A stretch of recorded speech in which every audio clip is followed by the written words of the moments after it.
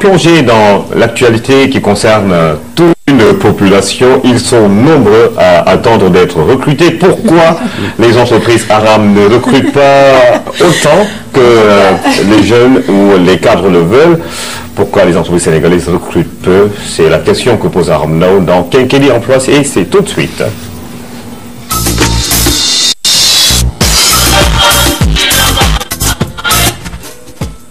Voilà, donc c'est pourquoi nous posons le débat. Ce que les entreprises disent, hein, que voilà, c'est par rapport au faire, à la bonne marche des choses. Quand ça marche, on recrute. Quand ça marche pas, les choses sont en stand-by. Nous posons le débat avec ceux qui se font appeler les employeurs, la CNES, donc Confédération nationale des employeurs du Sénégal, qui répondent à des reproches qui leur sont faits. Du genre, c'est les entreprises ne recrutent pas assez ou bien qu'elles n'ouvrent pas leurs portes aux stagiaires. Et on va aller justement au but, ou bien c'est là où se trouve le ministère de l'Emploi ou le ministère du Travail. Voilà, on va voir avec. Qui le représente très bien tout ce reportage. Les entreprises recrutent-elles? Pour répondre à cette question, nous frappons à la porte de la CNES. La Confédération nationale des employeurs du Sénégal regroupe 3600 entreprises. Renouvellent-elles tout leur personnel? Oui, parce que c'est vrai, vous avez bien fait de poser cette question. Il y a un peu de vrai et un peu de exagération. Les entreprises recrutent dans la limite donc des possibilités offertes par la vitalité de l'économie. Vous savez, une entreprise privée n'est pas une entreprise publique. Une entreprise privée recrute par nécessité. Quand vous avez votre chiffre d'affaires qui progresse, quand vous avez un volume d'activité présent ou futur, vous êtes obligé, même si vous ne le vouliez pas, recruter. Nous recrutons, mais je reconnais que le secteur privé, d'une manière générale, je ne parle même pas de la CNES, le secteur privé recrute timidement. Pour donner les raisons de ce recrutement si timide, la CNES évoque d'autres éléments qui entrent en jeu. D'une part, il y a de plus en plus de jeunes sur le marché du travail, c'est une bonne chose, en termes d'effectifs. Mais deuxièmement, il y a d'autres catégories de travailleurs qui n'existaient pas par le passé. Vous êtes une dame, et il y a beaucoup de dames qui, il y a quelques années, une dizaine, vingtaine d'années, n'étaient pas sur le marché du travail. Ça fait un effet volume qu'on ne connaissait pas. Les entreprises ont aussi à répondre d'un reproche qui leur est assez souvent fait. Elles n'ouvriraient pas assez leurs portes aux stagiaires. Je ne pourrais jamais comprendre et je ne pourrais jamais excuser qu'on puisse fermer son entreprise à des jeunes qui veulent faire des stages. Je pense que ça, c'est un problème d'éthique et donc entrepreneurial. Il faut donner la chance aux jeunes de pouvoir exercer une première activité à travers des stages. C'est ça qui complète la formation académique. Ce qu'il faut savoir, c'est qu'il n'y a pas une entreprise au Sénégal, je crois, qui ne reçoit pas de stagiaires.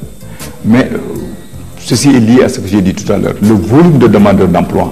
Pour comprendre entre les mots le faible niveau d'embauche constaté un peu partout, là sans écœurer aussi les chefs d'entreprise. Le sentiment d'inutilité d'une personne arrivée à un âge de travail, qui se lève le matin, après avoir vu sa famille sacrifier tout le peu de biens qu'ils avaient, et ne pas pouvoir travailler, se lever le matin et sentir inutile, il n'y a rien de plus pénible. Je pense que c'est la responsabilité de chacun d'entre eux. C'est inacceptable. Pour autant, je vous l'ai dit tout à l'heure, les entreprises ne peuvent faire que ce qui est dans leurs possibilités. On ne peut pas embaucher plus de personnes que l'entreprise en a besoin, au regard de son chiffre d'affaires et de ses performances économiques. Sinon, on met en danger le peu d'emplois qui existent. Le secteur privé étant ce qu'il est, il est clair que ces chefs d'entreprise ne recrutent que selon leurs besoins, sans autre considération. Ici, c'est la recherche de profit, avant tout. Ah oui, Aram, pour ménager sa monture, pour aller loin, il faut ménager sa monture. Alors, mais Aram, 3600 entreprises dans la CNES, si chacun recrutait 100 personnes, ce serait 360 000 personnes. Ça réglerait au moins la moitié de la demande. Oui, c'est presque le nombre de fonctionnaires au Sénégal, payés par l'État. Ok. Alors, et malheureusement, c'est comme il dit, hein, le recrutement est très faible à ce niveau. Et parce qu'il y a des secteurs qui sont entre nous qu'on devrait booster davantage. L'industrie, l'agroalimentaire, dans plusieurs régions, Québec ou Casamance. Oui, mais je pense qu'il a été bien clair. C'est la capacité, en tout cas financière aussi, des entreprises. Ils peuvent recruter à la limite de leur possible. Il y a des choses qu'ils ne peuvent pas faire, même s'ils en veulent. Et ce qui me plaît dans ce qu'il dit, c'est que, par exemple, recruter plus peut même menacer les emplois qui existent déjà. Justement. Là, c'est intéressant. Ce qui veut dire que la solution est peut-être à chercher ailleurs. Dans le privé, forcément. Dans l'investissement. Je pense qu'il faut investir, il faut créer des conditions d'investissement. En tout cas, c'est ça le rôle de l'État. L'État crée un environnement propice à l'investissement. Et puis, que les gens osent aussi tenter l'investissement. Il faut tenter, il faut s'investir. C'est comme ça qu'on peut créer de l'emploi. La promotion de l'auto-emploi aussi. Tous les pays comme l'Italie se sont développés à partir de leurs petites et moyennes entreprises, les petites et moyennes industries. Moi, je suis d'avis que si on développe ce genre de structure dans plusieurs régions du Sénégal qui sont assez riches, sur le plan minier ou sur le plan agricole, je pense que ça peut aller loin. L'exportation du lait, de tant d'autres produits que les Sénégalais consomment, ça pourrait se faire au niveau c'est ça qui devrait être promu pour que les entreprises grandissent et que tous ces gens ont fait de belles formations, qui ont de bons profils en plus. C'est ça. En tout cas, ils répondent des reproches, mais ils ont aussi des conseils à donner les entreprises. On les écoute. Je m'adresse directement au directeur d'institutions de formation. Je pense qu'il y a une fonction essentielle et c'est la responsabilité des directeurs d'établissement. On peut avoir une institution de formation avec parfois 500, 1000, 2000 étudiants et ne pas avoir un responsable, une cellule qui s'occupe de caser les étudiants. Je pense que ce n'est pas responsable. Il faut que dans nos institutions, que ce soit une fonction essentielle. Ce n'est pas y avoir une caisse seulement, il doit y avoir une fonction, préparation aux étudiants et une mise en relation. Donc, qui font une sorte de cellule qui prépare les partenariats avec l'ensemble des entreprises, faire des démarches et aider les étudiants à pouvoir être placés. Parce que c'est une responsabilité donc, des entreprises de recevoir les étudiants, mais il faut que ce soit formalisé et que dans les institutions, il faut qu'il y ait une cellule qui prépare les étudiants et qui aide les étudiants justement à travers des partenariats entre les écoles et les entreprises de pouvoir réussir ce passage. Ça répond aux inquiétudes de j'espère que les chefs d'établissement ont bien compris le message. Alors, on va suivre tout cela, Aram, sans doute dans un futur proche, puisque l'emploi, c'est l'actualité, et ce sera sans doute... Et tu me permets juste de donner l'adresse donc de Kenkeli Emploi pour ceux qui ont envie de nous écrire. Kenkeli-emploi@rts.sn. Comme vous le savez, nous faisons découvrir des métiers. Si vous avez des métiers à nous faire découvrir, n'hésitez pas à nous écrire. C'est dans kenkeli-emploi@rts.sn, comme vous pouvez le lire sur l'écran. Le site de l'employeur attitré de Kenkeliba, Arandao, qui va signer des CDD et des CDI. Et Youssou Kaba va développer les entreprises à travers le Sénégal. Kenkeli Eco, dans un instant.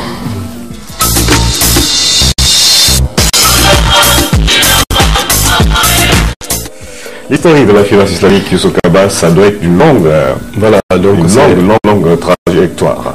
On l'a avec le directeur de l'ADPME, Mabousso Thiam, qui nous a accordé un entretien sur l'historique, quelques faiblesses aussi du secteur, et aussi la relation entre les banques islamiques et les religions. Donc l'historique, c'est avec Mabousso Thiam. Mabousso Thiam, nous écoutons.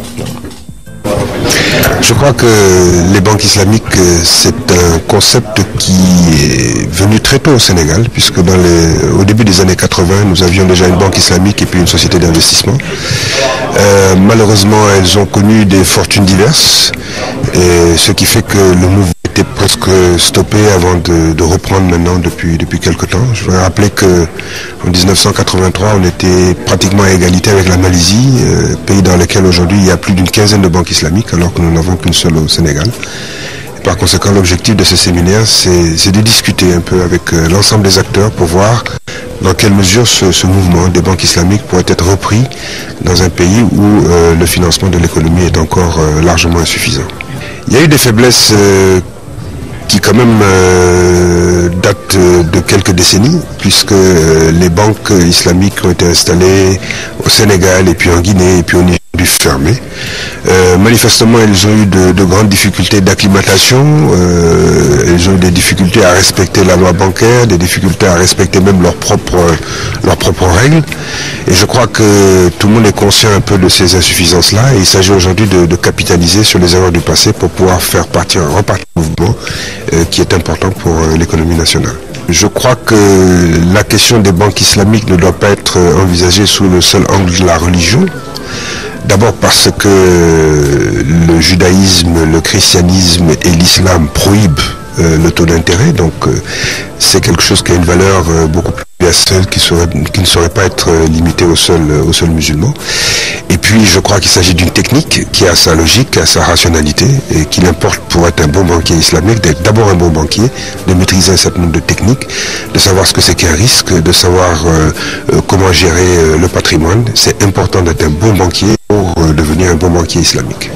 Comme je l'ai dit tantôt, il y a eu un passé, mais il y a également un passif. Il y a une image qui a été laissée, qui n'a pas été très bonne. Je crois que les plus anciens se souviennent encore de tous les problèmes qu'il y avait eu avec les certificats d'IMACA. Je crois qu'il s'agit aujourd'hui de remettre aujourd'hui les islamiques sur le bon chemin, de montrer qu'elles peuvent être performantes, qu'elles peuvent contribuer à améliorer le financement de l'entreprise, et une fois qu'elles auront fait la preuve de leur efficacité, je suis convaincu que le succès sera à la clé. Mabousso Thiam, le directeur général de l'ADPME. L'ADPME, l'Agence de développement des petites et moyennes entreprises. Voilà. Alors Youssou, merci. Merci. On va parler d'autres choses. Il y a plein de sujets, hein. La fiscalité, l'impôt sur le revenu qui intéresse Aram, justement. Les titres fonciers qui pourraient aider le Sénégal à gagner beaucoup de milliards. Et autant que nous allons sans doute. L'impôt sur le revenu, comme la semaine dernière, c'était l'actualité. Le président de la République s'était prononcé là-dessus. Il demandait à ce que les banques, l'État plutôt, a pris la décision de réduire l'impôt sur le revenu, quoi. Bah oui. Ça c'est une bonne nouvelle pour les salariés. Je pense que ça va entrer en vigueur en janvier prochain. Ok, on espère qu'il y aura beaucoup de CDD et de CDI ici et ailleurs, sans doute. Merci Aram, merci Youssou.